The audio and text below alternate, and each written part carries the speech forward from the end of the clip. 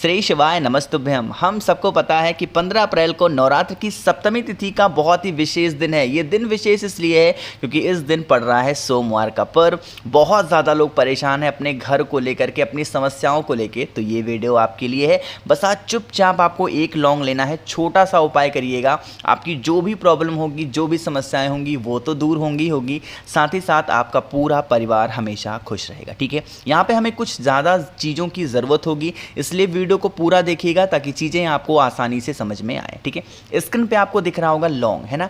सिर्फ और सिर्फ इस उपाय के लिए हमें एक लौंग की ज़रूरत होगी और उस लौंग की जो फूल हो वो टूटी हुई नहीं होनी चाहिए। ठीक है ना, सिर्फ एक लौंग लेंगे।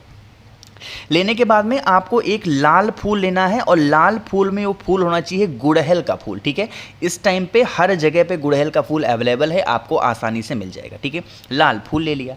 लाल फूल को लेने के बाद में आपको लेना होगा नीम के 2 से 3 पत्ते, इससे ज़्यादा मत लेना। कितने? नीम के 2 से 3 पत्ते लेंगे और उसके बाद में आपको लेनी होगी 3 दूर्वा, जो हरी वाली दूर्वा होती है, 3 हरी दूर्वा लेंगे। इतने सारे सामान को लेने के बाद में आपको लेना होगा एक तांबे का लोटा और उस तांबे के लोटे में इन सभी चीज़ों को डाल देना। ठीक है, डालने के बाद में जिस नीम के पेड़ की पत्ती आपने ली है उसी नीम पेड़ के नीचे जाएंगे और उस कलश का जो जल की धार होगी, एक मेरे ध्यान से सुनिएगा, नवरात्रि में एक वर्ड का इस्तेमाल होता है जिसको हम लोग बोलते हैं धार। ठीक है, तो धार का ये मतलब होता है कोई भी चीज़ जब आप नीम पेड़ के नीचे चढ़ा रहे हैं तो जल की जो धार हो वो टूटनी नहीं चाहिए।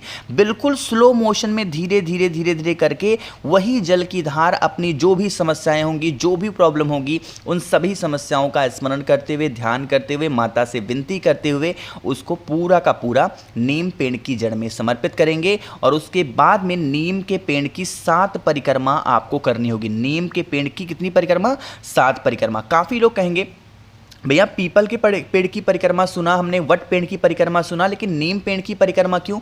नीम पेड़ की परिक्रमा हमेशा नवरात्र के दिनों में की जाती है क्योंकि पूरे के पूरे 9 के 9 दिन माता का वास नीम पेड़ के नीचे ही माना जाता है और सप्तमी तिथि माँ काली का दिन है, तो आप सभी लोगों को ज़रूर करना होगा। ठीक है, करिएगा। तो यहाँ पर हम लोगों ने पहले उपाय की बात कर ली है। आगे बढ़ते हैं नवरात्रि के सोमवार के हम लोग अपने दूसरे उपाय की तरफ। दूसरा उपाय भी बहुत स्पेशल है, बहुत प्यारा है।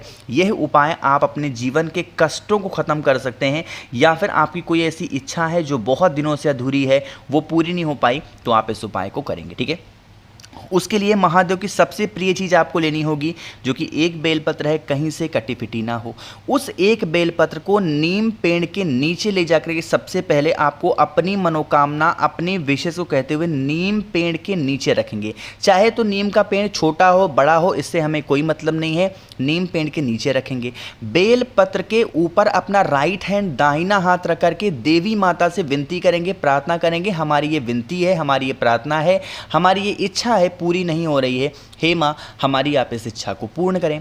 अपने अकॉर्डिंग जैसे प्रार्थना करनी है प्रार्थना करना। दाहिना हाथ हटा करके ये जो बेलपत्र आपने समर्पित की है, इसी बेलपत्र को यहाँ से उठा लेंगे और आपके घर में जो महादेव का शिवलिंग है वहाँ पे जाएंगे, फेस रख, और जो बेलपत्र आप नीम पेड़ के नीचे चढ़ाए थे उसको उठा करके लाएंगे और भोलेनाथ के शिवलिंग के ठीक ऊपर उस एक बेलपत्र को अपनी मनोकामना, अपने विशेष कहते हुए समर्पित कर देना। यकीन मानिए नवरात्र के सोमवार के दिन जो भी व्यक्ति पहले बेलपत्र नीम पेड़ के नीचे समर्पित करके और वही बेलपत्र महादेव के शिवलिंग के ऊपर समर्पित कर देता है और एक लोटा शुद्ध जल तांबे के लोटे से बेलपत्र के ऊपर समर्पित करता है, उसकी बरसों पुरानी जो भी मनोकामनाएं होती हैं वो तो पूरी होती हैं, साथ ही साथ जीवन के जो कष्ट होते हैं वो कष्ट भी धीरे धीरे करके ख़त्म ज़रूर होते हैं। ठीक है, भूलिएगा नहीं सभी लोग, आप इस उपाय को ज़रूर से ज़रूर करेंगे। ठीक है ना। चलो, तो यहाँ पे हम सभी लोगों ने बात की है 2 उपाय की। आगे बढ़ते हैं इस वीडियो के हम लोग अपने तीसरे उपाय की तरफ, और तीसरा उपाय भी बहुत ज़्यादा छोटा और बहुत स्पेशल सा उपाय है,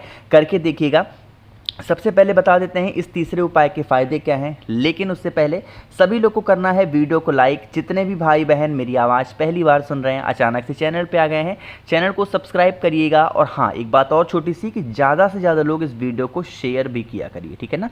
चलो समझते हैं। सबसे पहले मैं बता दूं, इस उपाय को आप करोगे तो फायदे क्या होंगे। जो भी इंसान आपके घर में बीमार होगा, आप यह उपाय उस बीमार इंसान के लिए कर सकते हो, चाहे वो इंसान घर में रहता हो या ना रहता हो, फिर भी आप इस उपाय को करेंगे। ठीक है, स्क्रीन पे आपको दिख रहा होगा नीम का पत्ता, बहुत ज़्यादा नहीं लेना है, लेकिन हाँ 2 से 3 नीम के पत्ते तो आपको लेने ही लेने। कितने? 2 से 3 नीम के पत्ते लेंगे। एक तांबे का लोटा लेना, उसमें आप जल भरेंगे। जल के अंदर जो भी 2 से 3 नीम के पत्ते थे उसको आपको डाल देना है, और उसके बाद में आपके घर में किसी भी पवित्र नदी का जल हो, माँ गंगा का जल हो, सरयू का जल हो, सिप्रा का जल हो, जो भी नदी का जल हो, 2 से 4 बूंद उस जल को भी कलश के अंदर डाल देना। ठीक है, डाल दिया। उसके बाद में आप इस कलश को यहाँ से उठाएंगे, और उठाने के बाद में जो इंसान आपके घर में बीमार पड़ा हुआ है, उस कलश को लेकर के 21 टाइम्स उसके सर से लेकर के पैर तक क्लॉकवाइज डायरेक्शन में, जिस दिशा में घड़ी घूमती है, 21 बार उसके सर से लेकर के पैर तक आपको घुमाना होगा। घुमा दिया। घुमाने के बाद में उस कलश को इस बीमार इंसान के हाथों से स्पर्श करा देना, टच करा देना, और लेके चले जाएंगे कहाँ पे?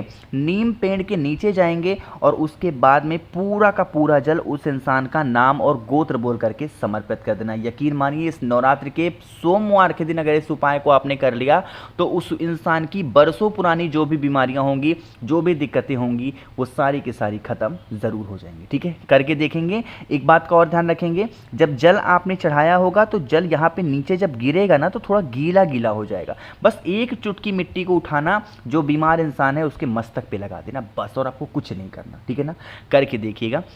तो यहाँ पे हम सभी लोगों ने 3 उपाय की बात कर ली है।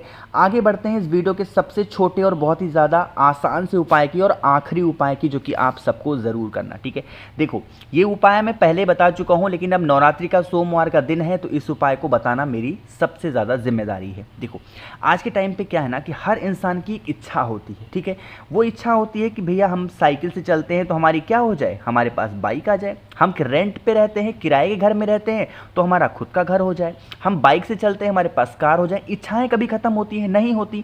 तो आपकी भी नहीं होंगी, मेरी भी नहीं होंगी। तो अपनी इच्छाओं को पूरा करने के लिए कुछ लेना है, कुछ आपकी इच्छा है, वो आपकी कामना अधूरी रह जा रही है, तो आपको लेना होगा यहाँ पे काला तिल। गिनने की जरूरत नहीं है, आपको एक चुटकी काला तिल लेना। ठीक है, काले तिल के साथ में आपको लेना है काली मिर्च भी। अब काली मिर्च यहाँ पे आपको गिनने की जरूरत होगी, 7 काली मिर्च आपको लेनी है। कितनी? 7 काली मिर्च लेंगे। साथ ही साथ आपको 5 कमल गट्टे भी लेने होंगे। ठीक है, एक चुटकी काला तिल, 7 काले मिर्च और 5 कमल गट्टे को अपने राइट हैंड में, दाहिने हाथ में रखेंगे और पहुंच जाएंगे भोले शंकर के शिवलिंग के पास में। यह उपाय घर पे नहीं कर सकते, मंदिर में ही करना है। और आप चाहें इस उपाय को आज कर लें, कल कर लें, कभी भी आप कर सकते हो। ठीक है, जब आप महादेव के शिवलिंग के पास पहुंचोगे तो उनकी चौखट सबसे पहले नजर आएगी।